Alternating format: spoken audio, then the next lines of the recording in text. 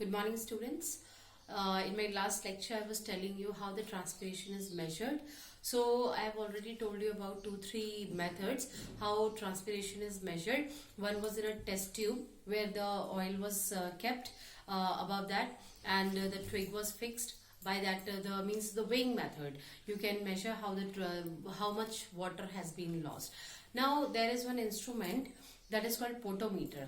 Potometer is also means it is the main instrument which is used to measure the rate of transpiration.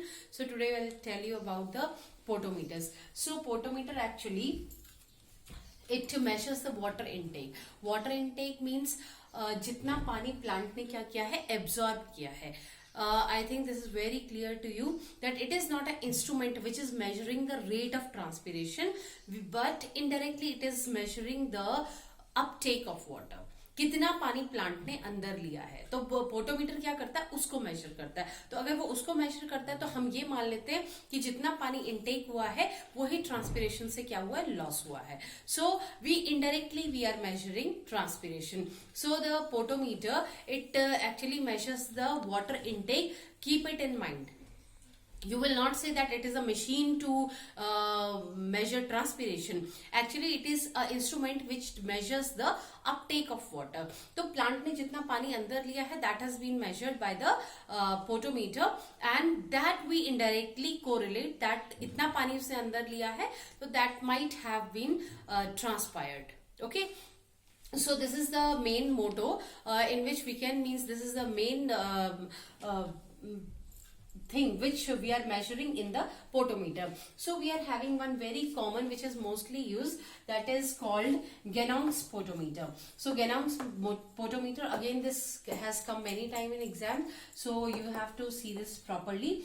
This is the diagram. In your books also the diagram is given. I have roughly drawn the diagram. This is the water in a beaker, and this is the whole setup of Ganong's potometer.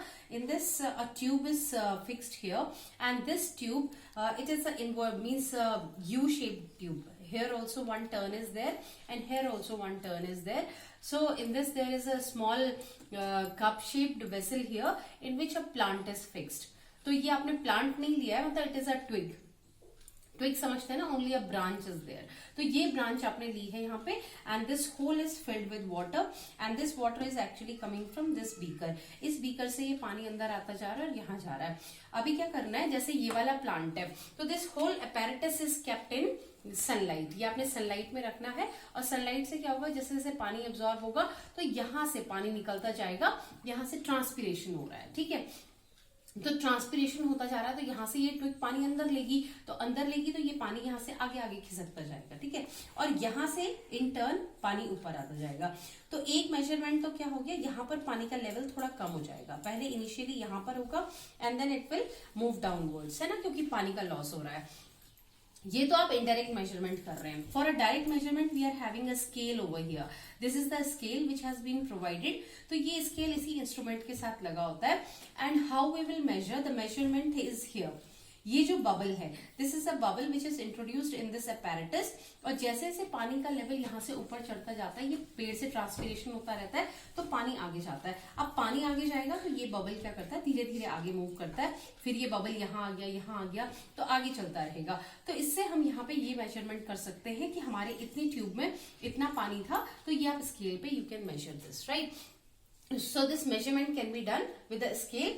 The movement of a bubble is seen, and due to the movement of a bubble, this whole means parameter, you can measure that how much of water has been used up in a plant. So indirectly we can say that the water used up by this twig is transpiration. The water transpired means the uptake of water is equal to water transpired, right? So this is called Ganong's potometer, and this is the diagram.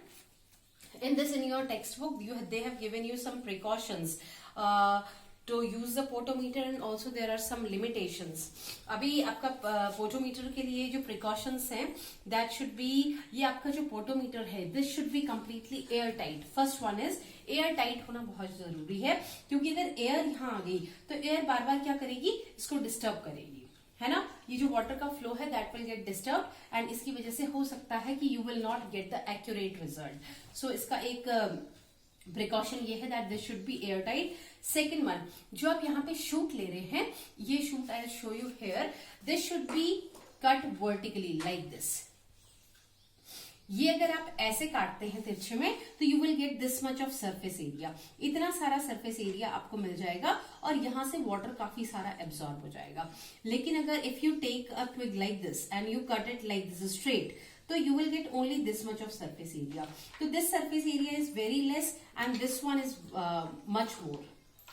So if we take this type of slanting twig, we'll get much more area, and due to this more of the water can reach inside the twig. So please keep it in mind that this is a precaution कि आपको twig हमेशा slanting में काटनी है, not in a straight way. So these two precautions are there. First is the apparatus should be airtight, और दूसरा है the stem should be slantingly cut. Okay, so these two are the precautions. And then next is your limitations. Limitations you can see in your book also. This book limitations are introducing of a bubble is not very easy. Then twig may not remain fully alive for a long time. ये दोनों चीजें, एक तो पहला ये वाला मैं बता देती हूँ कि ये जो ट्विग है, अगर आपका एक्सपेरिमेंट बहुत लंबा चल रहा है तो ये काफी देर तक जरूरी नहीं है कि ये ट्विग अलाइव रहे. अलाइव मतलब जिंदा रहे. और दूसरा है इंट्रोडक्शन ऑफ दिस बबल. ये बहुत ही टफ काम है. अगर आप बबल इंट्रोड्यूस करेंगे तो आपको क्या करना है, ये स्लाइटली इसको ऊपर करना है और ऊपर करके एकदम से डिप कर देना है. तो डिप करके क्या होगा, थोड़ी सी एयर अंदर आएगी और वो एयर जो है ये बबल बनाएगी. तो ये बबल बनाने के लिए it is not a easy task, because कई बार अगर आप टेस्ट ट्यूब को ऊपर करते हैं इस ट्यूब को, तो कई बार बहुत सारी एयर अंदर चली जाती है और यहाँ पे 2-3 बबल्स बन जाते हैं. तो 2-3 बबल बनने से क्या होगा, पूरा apparatus गड़बड़ हो जाएगा और यहां से जो पानी जाएगा वो डायरेक्ट फ्लो में नहीं जाएगा. So what happens means this air bubble, introduction of a single bubble is very tough. तो ये एक आपके लिए प्रिकॉशन है कि यहाँ पे एक लिमिटेशन है, मतलब कि लिमिटेशन ये है कि बहुत ही मुश्किल होता है इस काम को करना to make a single bubble here. Okay, so we have to introduce means with a full precaution and all the things should be appropriate while introducing this bubble. Then third one is any change in an outside temperature. फिर दूसरा, अगर बाहर के temperature में कोई भी change होता है आउटसाइड तो ये इसको इफेक्ट करता है. मतलब अगर बहुत तेज धूप हो गई then also the air bubble will move very fast. अगर हवा चल रही है बहुत ज्यादा then also this water level ये हिलना शुरू हो जाता है और ये हिलेगा तो कई बार इसके साथ साथ बबल भी हिलता है, ये वाटर भी हिलता है. तो जो बाहर के एटमॉस्फेरिक टेम्परेचर है या आपका एयर प्रेशर है, तो all these things, humidity etcetera, these will effect the potometer. तो बाहर जितनी भी कंडीशंस जो चल रही हैं दे विल ऑल्सो इफेक्ट. तो आपको जब भी आप ये सेटअप लगाते हैं तो you have to keep this setup in a proper single means room where there is no disturbance. और अगर आपकी सनलाइट आ रही है रूम में तो दैट इज वेरी गुड. जहां पे सनलाइट भी आए और आपको डिस्टर्बेंस भी ना हो, तो there you have to place this apparatus, right? I hope this is clear.